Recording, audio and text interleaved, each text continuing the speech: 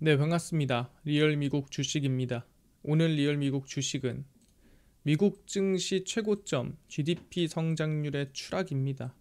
지금 나오는 지표들이 다 긍정적으로 나오는 것 같지만 제가 전에 보여드렸던 것처럼 고용 지표가 긍정적이지 않았고 현재 GDP도 조금 계속 하락하고 있는 상태입니다. 지금 어떤 상황인지 하나하나 정리해 드릴 테니까 영상 끝까지 꼭 시청해 주시고요. 요즘에 댓글로 좀 많은 분들이 응원해 주시고 뭐 이런저런 댓글 많이 달아주시는데 상관없습니다. 어떤 댓글이든 많이 달아주시면 정말 감사하겠다 말씀드리고요. 그다음 최근에 미국 증시에서 좀 중요한 내용이나 뉴스들이 실시간으로 속보로 나오고 그 다음에 중요한 원문들이 나오는 경우가 많습니다. 그래서 저희가 그 내용들을 실시간으로 같이 저희가 도움이 될 만한 거, 공부가 될 만한 거 같이 공유를 해드리거든요. 그래서 메인 유튜브 텔레그램에서 무료로 저희가 나눔을 해드리고 있으니까 이 텔레그램에 들어오시면은 실시간 중요 뉴스라든가 정보들 저희가 무료로 나눠드리고 있습니다. 같이 이 정보나 뉴스 알아가시면 좋을 것 같다 말씀드리고, 그다음 미국 증시 기회나 거기에 더불어서 좀 시장에서 강할 수 있는 기회까지도 저희가 특강을 준비하고 있는데 궁금한 분들은 텔레그램 들어와서 확인하시면 좋을 것 같습니다. 그래서 오늘 영상 바로 시작하겠습니다. 일단 오늘 제일 중요한 거는 이번에 트럼프 감세안이 서명이 됐습니다. 사실 저는 생각보다 조금 더 걸릴 줄 알았어요. 7월 4일이 너무 급박하지 않나? 이게 실제 가능할까 싶었는데 7월 4일을 맞췄습니다. 그래서 도널드 트럼프 대통령이 자신의 뜻대로 독립기념일 4일 하나의 크고 아름다운 법안인 이 감세안 서명에 완료를 했고요. 그래서 원래 하원에서 상원 갔다가 바로 통과하고 갔으면 되는 건데 하원에서 상원 갔다가 상원에서 수정 보고 다시 상원 통과하고 다시 하원 갔다가 이번에 올라온 거죠. 그래서 트럼프는 서명 직후 마이크 존슨 하원 의장이 건넨 의사봉을 책상에 수차례 두드리며 메가 법안 발효를 했습니다. 그래서 서명 즉시 바로 발효된 거라고 생각하시면 될 것 같고요. 우리는 모든 경제 분야에서 계속 기록을 경신하고 있다. 법률이 시행되면 우리 경제는 로켓처럼 성장할 것이라고 상당히 긍정적인 발언을 진행했고요. 주권을 지키고 안전한 국경, 세계 어디와도 비교할 수 없는 군대를 갖춘 국가를 건설할 것이라고 발표했습니다. 그래서 뭐 미국이 좀 더 위대하게 뭐 이거를 이번 법안으로서 만들어내겠다 뭐 이런 느낌이라고 생각하는데, 사실 이 감세안이 통과가 되면서 우리가 좀 같이 봐야 될 부분들이 있는데 그게 뭐냐면은 이번에 GDP 성장률이 또 추가로 하락했다라는 거예요. 보시면은 애틀란타 연방준비은행의 GDP 나우 모델이 1일에 2분기 성장률을 전기 대비 약 2.5%로 제시를 했습니다. 그러니까 원래 2.5%가 뭐 원래 계속 2.6, 2.7, 뭐 2.8, 뭐 2.6 이렇게 왔다 갔다 한 게 아니라 지난달 6월 27일까지만 하더라도 2.9%였고요. 여기서 0.4%가 또 빠져서 2.5%가 된 거고, 그다음에 지난달 3일, 그러니까 6월 3일에 추정했던 GDP 성장률은 4.7%였습니다. 그러니까 4.7%에서 계속 3%대, 2%대 쭉쭉쭉쭉 밀려서 현재 2.5%까지 밀린 거예요. 그러니까 1분기가 끝나고 나서 2분기는 긍정적이겠네, 좋겠네라고 분명 생각을 했는데 생각해 보니까 실제 수치가 나오는 것들 보니까 생각보다 그렇게 좋지 않은 것 같은데, 예상보다 그렇게 긍정적이지 않은 것 같은데라는 전망이 나오고 있는 거죠. 그래서 미국 공급관리협회 ISM 제조업 지수, 우리가 흔히 얘기하는 PMI, 그 다음에 뭐 비제조업 지수 등등 다 체크를 해서 경제 지표를 반영을 해봤더니 GDP가 앞으로 좀 떨어질 것 같다라고 전망을 하고 있는 거죠. 그래서 GDP 성장률은 1분기 대비 크게 성장할 걸로 예상을 했는데 계속해서 지금 4% 후반대에서 2% 중반대로 계속 떨어지고 있는 상황이다라고 보시면 될 것 같습니다. 그래서 GDP 성장률이 쭉쭉 떨어지고 있는 부분이고요. 그럼 이거는 우리가 절대로 긍정적으로 볼 수 있는 게 아닙니다.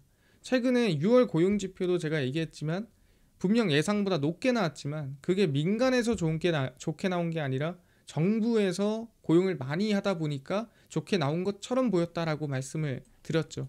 그거랑 비슷한 논리라고 보시면 됩니다. 사람들이 좋아 보이지만 실제로 GDP 성장률을 열어보면은 계속 떨어지고 있는 상태다라고 보시면 될 것 같고요. 여기에 이제 중요하게 봐야 될 건 뭐냐면 바로 상호 관세입니다. 우리가 맨날 감세안이 언제 통과되냐, 하원 갔다 상원 가냐, 상원 갔다 하원 가냐, 거기에만 집중하고 있다 보니까 사실 상호 관세는 조금 뒤로 미룬 느낌이 있었거든요. 근데 이번에 상호 관세가 완전히 코앞으로 다가왔습니다. 이제 유예를 할지 아니면 끝낼지 아니면 관세를 어떻게 협상할지가 상당히 중요해지는 시기인데, 근데 여기서 중요한 건 뭐냐면 영국이 10%예요. 그러면 대부분이 10% 이상에서 진행이 된다라고 보시면 됩니다. 근데 10% 이상에서 진행이 된다면 그 관세에 영향이 없을까요? 당연히 10%라도 들어가면은 있을 수밖에 없습니다.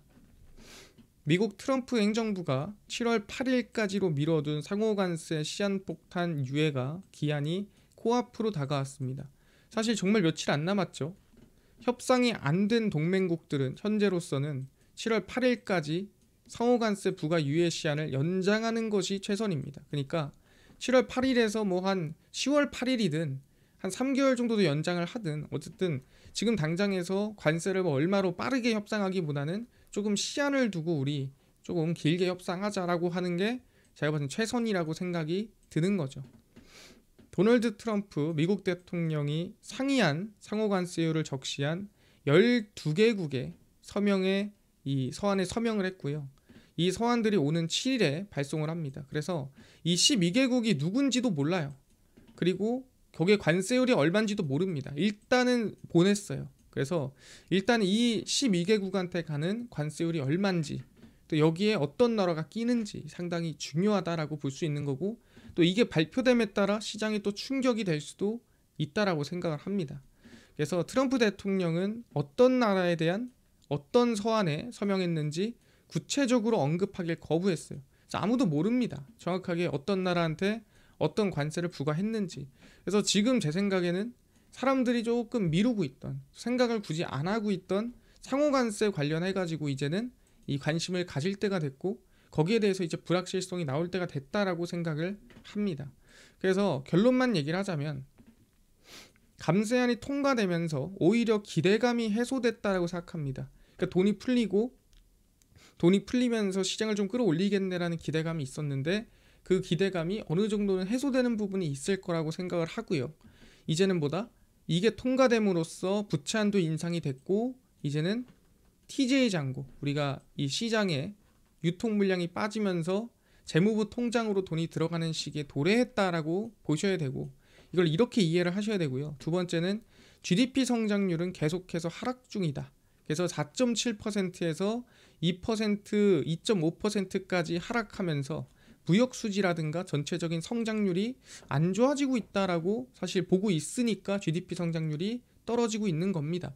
생각한 것보다 별로 안 좋은데, 그동안 뒤로 밀려있던 관세 협상이 코앞으로 다가오면서 동맹국들의 리스크가 다시 시작이 됐습니다.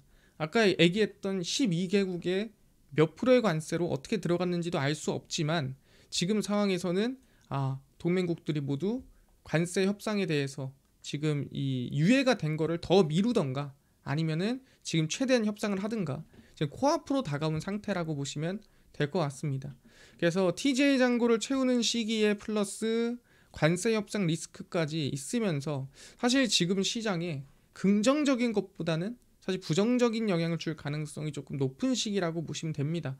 근데 이게 여러분도 아셔야 될 게 단기로 영향 줄 게 아니에요. 이게 장기적으로 영향을 주는 라고 생각하시면 될 것 같아요. 그러니까 우리가 지금 이 상황이 계속 떨어지기만 할 겁니다 라고 생각할 게 아니라 잠깐 눌림목이 나오는 구간이 이제 나오지 않을까 라고 생각을 하는 겁니다.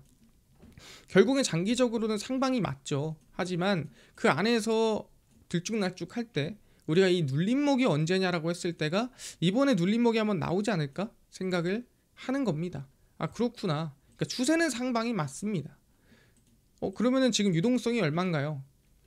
제가 7월 2일인데 이게 이전 TJ 잔고랑 똑같아요. 같은 7월 2일입니다. 왜 7월 2일이냐? 이게 7월 아시겠지만 그 7월 4일이 독립기념일이라 이 잔고가 안 나왔어요. 쉬는 날에는 이 재무부에서 발표를 안 합니다. 그래서 그대로 TJ 잔고는 지금 이 상태로 우리가 업데이트가 안 됐다. 그래서 업데이트는 다음 주에 된다라고 보시면 될 것 같고요. 어쨌든 3,720억 달러입니다. 여기 기준으로는 5천억 달러 정도를 채워야 되기 때문에 이 금액이 절대 적은 금액이 아니거든요. 이 금액으로 시장이 충분히 영향이 갈 수 있다. 시장이 충분히 흔들릴 수 있다라고 감안하면서 지금은 우리가 불확실성을 최대한 넘기고 대응해도 늦지 않다. 넘기고 대응해도 사실 너무 높지 않을 것이다 라고 생각을 하거든요. 그래서 이거 채우는 거 지켜보면서 잔고 적어도 한 7천억 달러는 채우고 나서 우리가 좀 대응을 하는 방향으로 가도록 하겠습니다. 당연히 영래포도 똑같죠. 발표가 안 나왔고요. 여전히 영래포도 바닥권이라는 거 알아두시면 될 것 같습니다. 그래서 영래포는 앞으로 더 줄어들 걸로 전망이 됩니다. 왜냐하면 이제 부채한도 인상도 됐고 채권 발행할 거고 그 다음에 이번 스테이블 코인 때문에 단기채 발행이 엄청 늘어날 거예요. 그럼 단기채 발행이 늘어나면은 실제 영래포 있던 자금들이 영래포보다는 단기채 쪽으로 돈이 몰릴 가능성이 높을 것 같다라고 생각이 듭니다. 이 채권 금리 같은 경우에는 업데이트가 됐어요. 그래서 일본 국채는 2.88입니다. 아마 아까 얘기한 대로 좀 일본에서는 장기 국채를 좀 줄이겠다, 좀 양을 없애겠다라고 얘기를 했거든요. 근데 그럼에도 일단 장기 국채 금리에는 큰 영향이 없는 것 같아요. 그리고 미국 국채 같은 경우에는 이번에 고용 지표가 좀 긍정적으로 발표가 났죠. 그러면서 금리가 한번 올랐고요. 지금 7월에 동결할 확률이 지금 95%인가 96%인가까지 올라갔습니다. 그래서 지금 7월에는 금리 인상이 없다라고 보시면 될 것 같고, 금리 인하가 없다라고 보시면 될 것 같고, 그래서 미국 국채가 높은 상태다라고 보시면 됩니다. 근데 결국에는 7월, 8월 있다 보면은 파월 의장이 얘기했던 것처럼 여름 보고 나서 9월에 결정한다고 했기 때문에 채권 금리는 결국 떨어지지 않을까라고 생각을 하고요. 지금 달러는 최저점에 있는 상태입니다. 그래서 이번에 관세 협상 끝내고 그 다음에 7월, 8월 어느 정도 물가나 고용 확인하고 9월에 금리 인하하는 방향으로 가는 게 맞는 것 같다라고 말씀드리고요. 아마 채권 금리는 결국엔 시간적으로 봤을 때는 시간이 지나면 떨어지지 않을까라고 생각을 하고 있습니다. 이해가 됐습니다. 그래서 좀 결론을 내보면 일단 TJ 잔고는 똑같아요. 업데이트가 안 됐기 때문에 휴장이다 보니까 TJ 잔고는 7월 3,500억 달러 근방으로 저점 찍을 듯 하고요. 부채한도 인상 이후 8,500억 달러까지 5천억 달러 쳐야 됩니다. 그럼 증시가 마이너스 한 7%에서 한 10% 정도는 흔들릴 수 있다는 가능성을 열어놔야 돼요. 그러니까 빠지겠어? 이런 식으로 그냥 마치 지금 무조건 안전해 이런 생각으로 하기보다는 어쨌든 우리가 예상했던 잔고를 채우는 시기가 왔기 때문에 이 잔고를 채우는 시기에는 조금 보수적으로 보는 게 중요하다 말씀드리고요. 감세안이 서명이 완료됐고 TJ 잔고를 이제 월요일부터 채우기 시작합니다. 그럼 시장 유동성이 슬슬 줄어들기 시작할 거예요. 그러면은 아까 얘기한 대로 이 5천억 달러를 채울 때 이 8,500억 달러까지 어디까지 채워졌을 때가 가장 안전한 구간인가를 물어보면은 저는 일단 7천억 달러 이상으로 좀 올라와야 잔고가 그래도 올라왔을 때가 시장에서 어느 정도는 유동성이 빠진 상태구나. 그래서 재무부가 돈을 어느 정도 채웠구나라고 생각할 것 같아요. 그래서 7천억 달러 일단 올라와야 된다. 그 전까지는 우리가 조금 조심할 필요가 있다라고 생각을 합니다. 그래서 관세 협상도 코앞으로 다가왔고 동맹국 모두가 유예되거나 협상이 진행되지 않으면 불확실성은 커질 겁니다. 지금 12개국한테 관세를 보냈다고 하는데 그 국가가 어딘지도 모르고 관세가 몇 프로인지도 모르죠. 좀 그거 자체가 불확실성이니까 제 생각에는 이번 7월은 이 불확실성들을 다 좀 해소시키고 가는 게 중요하다. 제일 중요한 건 TJ 잔고를 채우는 게 중요하다 말씀을 드리겠습니다. 그래서 부채한도 협상에 대한 불확실성, 채권금리 하락, 관세 협의 해서 잠시 저는 역시나 관망이고요. 그러니까 지금 우리가 기다리다가 7월 중순이나 말이 될 수도 있었는데 이게 트럼프의 고집대로 빠르게 통과가 됐습니다. 그래서 7월 초쯤에 저희는 이제 슬슬 조심할 때다라고 말씀드리고요. 지금입니다. 저희가 7월 중순 말이 될 수도 있겠다 했는데 생각보다 빨리 통과됐어요. 그래서 결론은 그렇습니다. 지금 역시나 관망입니다. 그래서 미국 증시 고점 부근은 지금일 가능성이 높아요. 그래서 7월 초에 TJ 잔고가 7천억 달러가 채워지기 전까지는 여러분들은 좀 조심하자.